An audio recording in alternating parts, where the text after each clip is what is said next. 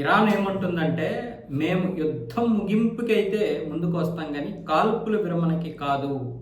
ఇప్పటికే ప్రత్యేక రాయబారి స్టీవ్ విట్కాఫ్తో మంతనాలు జరుగుతున్నాయి. అంటే ఆయన నుంచి ప్రతిపాదనలు వస్తున్నాయి. మేమైతే స్పందించలేదు.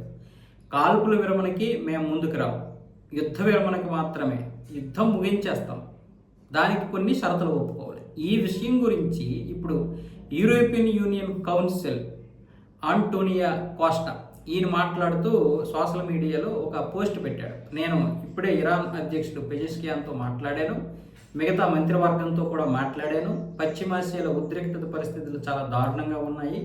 అలాగే హార్మోజ్ జలసంధిని కూడా ఓపెన్ చేయండి, దాన్ని క్లోజ్ చేయకండి అని కూడా మాట్లాడితే, వాళ్ళు మాట్లాడినటువంటి మాటలు ఏంటంటే, యుద్ధం ముగింపుకే మేము ముందుకు వస్తాము, కాల్పుల విరమణకి రాము అన్న విధంగా పెజెష్కియాను అలాగే విదేశాంగ మంత్రి అబ్బాస్ అరాగ్జీ కూడా స్పష్టమైనటువంటి వైఖరితో ఉన్నారు. కాబట్టి అమెరికా కూడా ఆ విధంగానే ప్రయత్నాలు చేయాలి అని ఇప్పుడు ఈ కౌన్సిల్ అధ్యక్షుడైనటువంటి కోస్టా గారు మాట్లాడుతున్నారు. ఆయన దాని గురించి పెట్టాడు కూడా. అది ఇటువైపు కూడా ఇరాన్ అదే విషయాన్ని చెప్పింది. మేము ఆంటోనియో కోస్టా గారితో మాట్లాడాము, ఇదే విషయం మాట్లాడాము, యుద్ధం అయితే మేము ముగించేస్తాము, మా యొక్క షరతులు ఏవైతే ఉన్నాయో వాటికి అంగీకరించాలి.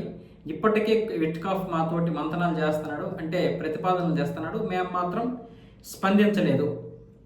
యుద్ధ విరమణకి వాళ్ళు వస్తామంటే రానివ్వండి, మేము చర్చలు జరుపుతాం, అలాగే షరతులు ఒప్పుకోవాలి, అప్పుడు మేము కూడా యుద్ధాన్ని విరమిస్తామని చెప్తున్నారు.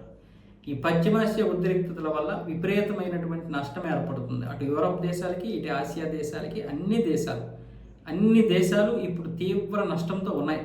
మన దేశం లాంటి దేశానికి చాలా పెద్ద నష్టం వస్తుంది, ఎక్కువ జనాభా కలిగినటువంటి దేశం కాబట్టి.